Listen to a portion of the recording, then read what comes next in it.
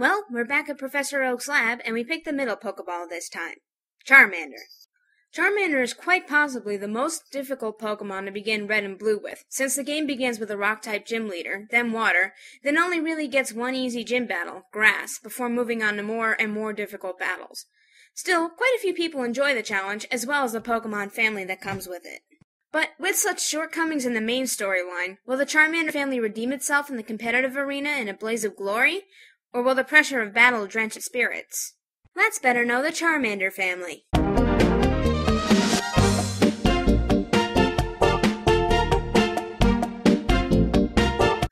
Charmander and its kin get some very nice stats from being starter Pokemon, but the Fire type is still a tricky one to deal with weaknesses such as the common Rock and Ground types and the extremely common Water type. These problems make the game playthrough a complete nightmare for the player, and the competitive play may be no different. However, their stats and move pools may make a big enough dent in the competition that it's not too much of a problem. Like other first-stage starter Pokemon, Charmander's stats are well distributed, but low. Speed is actually its highest stat, peaking at 128 points with maximum effort and individual values, and a good nature. Special attack is its next best, at 123 points, and attack is a bit lower, but still usable. Its defenses are alright, but a little bit shrimpy to use. Charmeleon's stats are distributed the same way, but with point values about 10 to 20 points higher.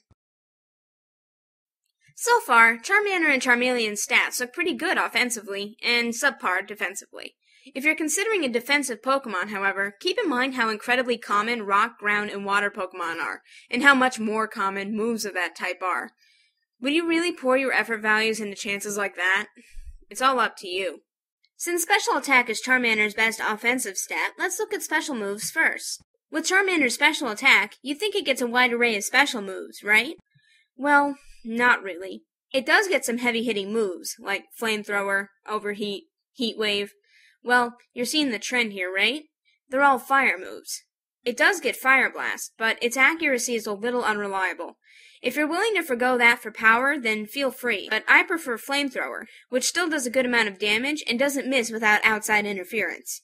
Heat Wave is another good move, which is slightly stronger than Flamethrower and hits two opponents in a double battle, but its accuracy is slightly less. Hidden Power is also an option, as is Mud Slapper Swift if you feel like it.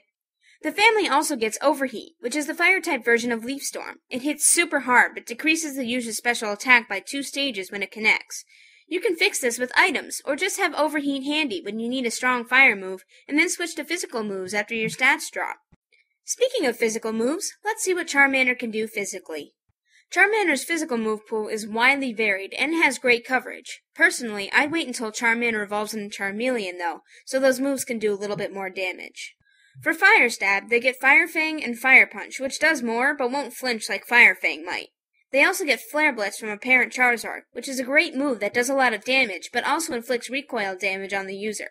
Charmander also gets Thunder Punch through a Move Tutor, which is great for fending off water types. Besides that, it gets Rock Slide through a TM or an Egg move, which might miss but does a lot of damage, and might cause flinching.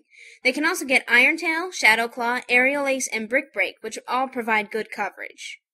Charmander gets Focus Punch too, but unless you have your opponent completely immobilized, which Charmander can't do itself, you won't be able to use it right.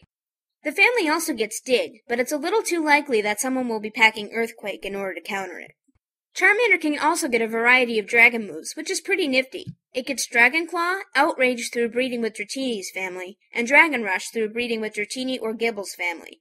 Outrage and Dragon Rush are a little risky though, since Outrage locks you in a move and confuses you, and Dragon Rush has terrible accuracy. Also through eggs, Charmander gets dart moves like Crunch, as well as Beat Up through chain breeding, which is gimmicky and only really has a maximum base power of 60, depending on the rules that were set up for battle and how many Pokemon are in your team. In Heart Gold and Soul Silver, Charmander also gets Counter through a chain breed, which, when combined with the Focus Sash and deliberately bad defenses, can really do a number on a bulky foe, as long as you were hit with a physical move first.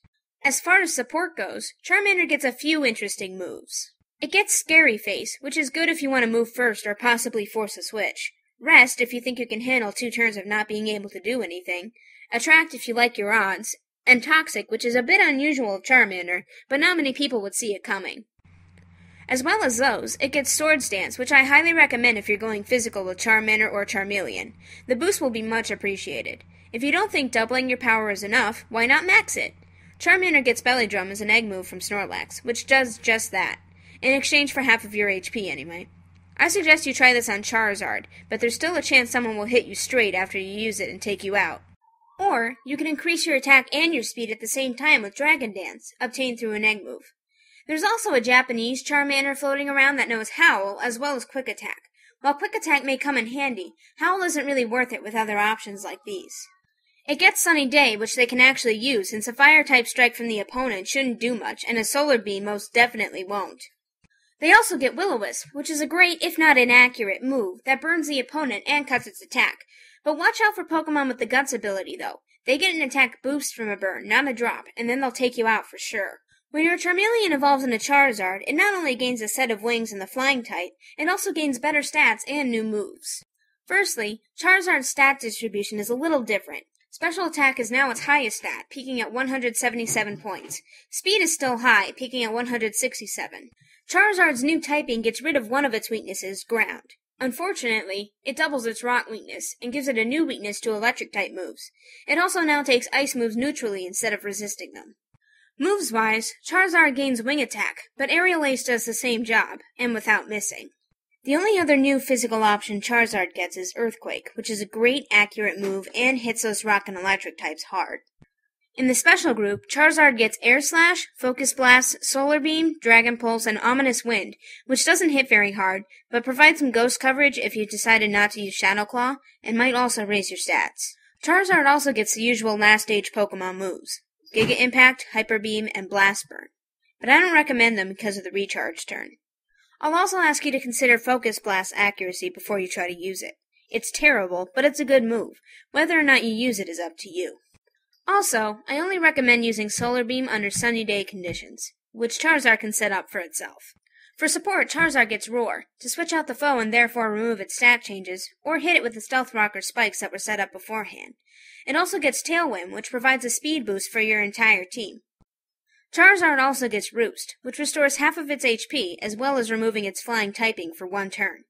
This removes its electric weakness, as well as having its rock weakness, but brings back its ground weakness. If your opponent finds a pattern in your healing, they might hit you with a super effective Earthquake. Even though all members of the family get it, Substitute can also work on Charizard, since it has a bit of a bulkiness to it, and can whittle down its own HP until its ability, Blaze, is activated. You can also pair this with a Payata Berry and a Sunny Day to make a really powerful member of a Sunny Day team. The Charmander family is a group of Pokemon that are intended for offensive use, with great speed and offensive power. It can go in physical or special directions with decent move pools in each. As for what I suggest you do with them, I suggest physical or mixed sets on all three members, but only Charizard should have a special set, due to the other members' lack of a special move pool. Their support options aren't really plentiful enough for a support set, especially since most are geared more towards helping one Pokemon instead of the entire team. If you see one of these guys on your opponent's team, bring physical attackers, since they have decent special defense. It would also help if your Pokemon could take a few hits themselves, as these guys have good offensive stats and moves. I suggest you use water and ground attacks for Charmander and Charmeleon, and electric moves on Charizard. Rock moves also work well on all three members, especially Charizard, who takes twice as much damage due to its typing. The Charmander family is an easy family to transition into the world of competitive play, with great offensive moves, but some common weaknesses. Unlike the Bulbasaur family, however, this family can get around those weaknesses quite easily with the right moves, and fit nicely into any competitive team.